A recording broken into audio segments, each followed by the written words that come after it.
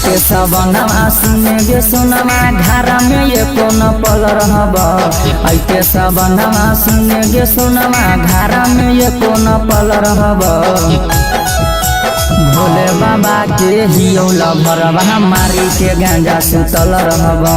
भोले बाबा के हियौला भरवा मारी के गांजा सुतल रहब।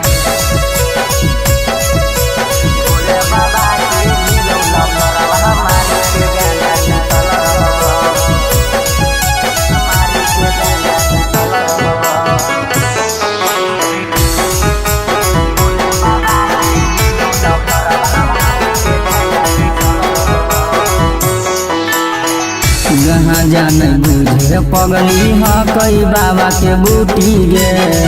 लेबै दू चिलम जैतही दर्द कुले छूटी गे। जहाँ जाने बुझे पगली कई बाबा के बूटी गे। लेबै दू चिलम जैतही दर्द कुले छूटी गे। करबै भजनिया बाबा चरनिया आठो पहाड़ी जुटल रहब।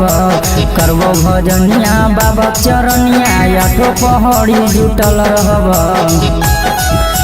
भोले बाबा के हियौला भरवा मारी के गांजा सुतल रहब। भोले बाबा के हियौला भरवा मारी के गांजा सुतल रहब।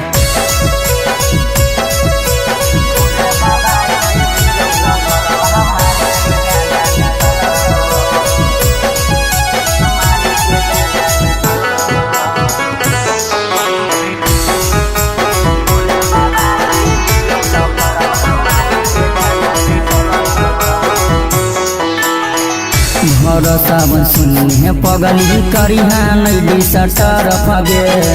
हमारो ध्यान रहतौ भोला जी के तरफ गे। घर सावन सुने पगली करिहा नैडी सटर फगे। हमारो ध्यान रहतौ भोला जी के तरफ गे। करथुन कृपा भरत यासी पर उनके चरण में झुकल रहब। करथुन कृपा अभी राज पर उनके चरण में झुकल रहब। भोले बाबा के हियौला भरवा मारी के गांजा सुतल रहब। भोले बाबा के हियौला भरवा मारी के गांजा सुतल रहब। बम बम भोले।